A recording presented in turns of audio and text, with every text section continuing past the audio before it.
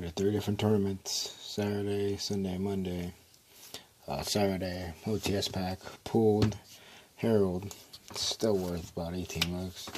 Pretty interesting pull. Today was a great day. Pulled Link Spider and then a Hate Grenade for. I ended up at 3-1.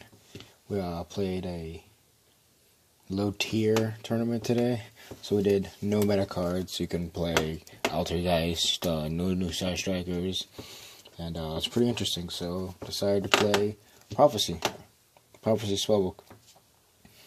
Viable this format? Probably not, but it's pretty fun. I ended up playing against Cyber Dragon, Musketeers, a Layer Darkness deck, beat the Layer Darkness, the Cyber Dragon, and a Fur Hire deck. I lost to the Musketeers though. I was 3-0 after that. I was the only person 3-0. But I decided to play one more game. I bricked. That was the only game I really bricked. So it's basic old build. So you got 3 Temperance.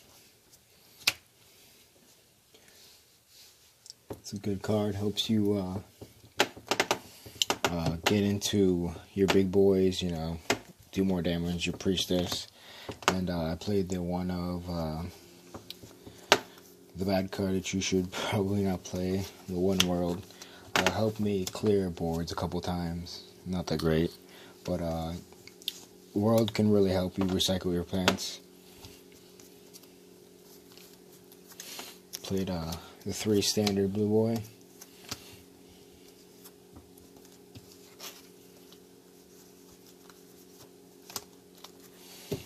Basic plays. I played Go by the Grave also. Came up a couple times to help dice.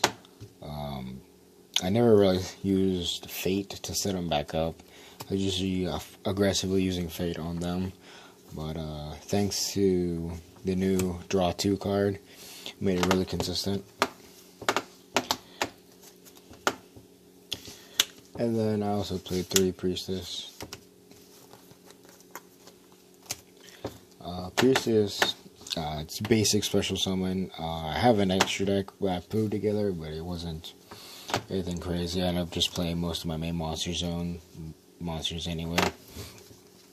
It's 2,500,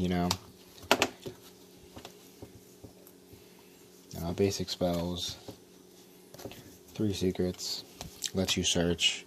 Usually if you don't have Master in hand, you search for Master, or if you're looking to try to combo off harder, if you already have one of their secrets, maybe you look for Knowledge.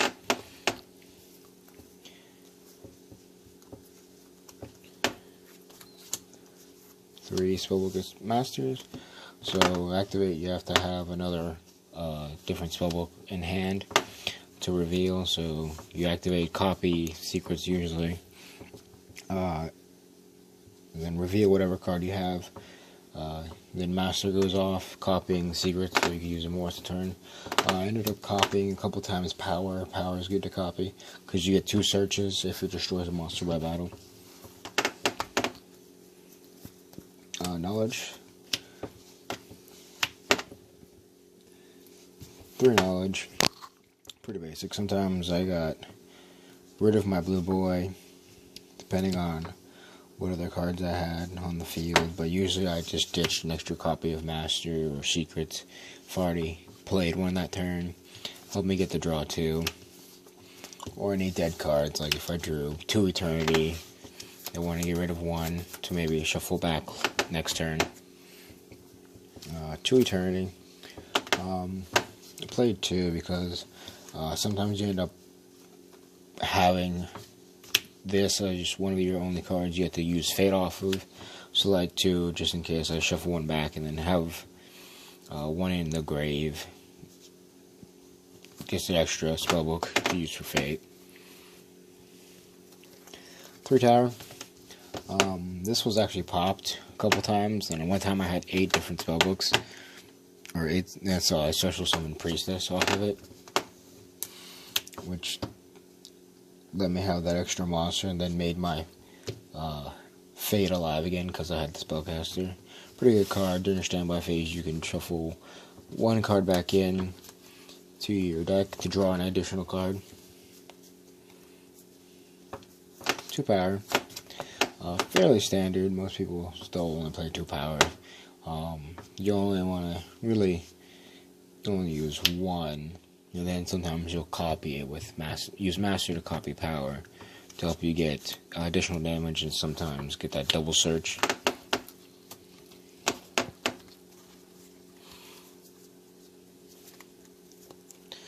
One life. So world can trigger off of life. So life, you have to target a Spellbook Engrave monster, banish it, and then you can special summon a different spellcaster. It gains that level, which can be relevant if you wanted to go and exceed or you synchro play. I am playing tuners though, so and then world, you bring it back. World, add 2 cards. If you have 4 different names in your hand, reveal, blow up the field. This is the only card that can attack, but it's just easy field wipe. Came up a couple times just for the extra damage. 2 fate. I like 2, not 3, because you can only resolve 1 fate per turn. So usually you activate 1, search 1, or you get 1 back off of eternity to have on both players' turn. Kind of resolve, kind of loop it, and then when it's in the grave, use tower to put it back into your deck. So you can draw again, so you can search it again if you need to. Library of the Crescent. I had 2. I think I had a 3rd, I'm not sure. But you activate it. So the only downside with this card is when you activate it, and if it goes through, you search for 3 different spellbooks. So obviously 3 things probably you don't have in your hand, and your opponent randomly adds 1 to your hand, so they don't get to look and see which one you add. But you can't activate any other spells besides spellbooks that turn, which this was pretty much a pure spellbook deck, so it didn't matter that much. Other thing is you can't have any other spellbook cards in your graveyard, so you can't like activate secrets and activate this. You activate this and then search for whatever your other combo pieces are. It can be a dead card, but at the same time it's a good starter for when you first start. Also, if you activate it, as long as you met the condition of the first part, which is having nothing in there, and then they would ash or they would ash it, you can call by the grave by monster, because you already met the conditions of it's only after you add can you activate no spells. 2 wisdom came up a couple times, where just the extra protection for your monster, because either it's Blue Boy Beatdown sometimes with power, or it's Priestess and the world, gotta protect them, keep on field, keep my other players alive. And then the MVP card of the deck, triple Reckless Greed. My first game against Fur Hires, my opponent made a mistake, and he summoned like 4 different monsters, but he activated the 1 monster effect to banish 3 of my different spellbooks from my grave, but then he became unable to battle with anything else but the regular, the 1 Fur card with 2500 attack. So he probably could have maybe killed me, if not. But since he didn't, I had all 3 of these set. During his turn, I went end phase, draw 6, plus the 2 cards I already had and had. Won me the game right away. Side, I really... it was such like a rogue everybody. I mean, I played like evenly matched, and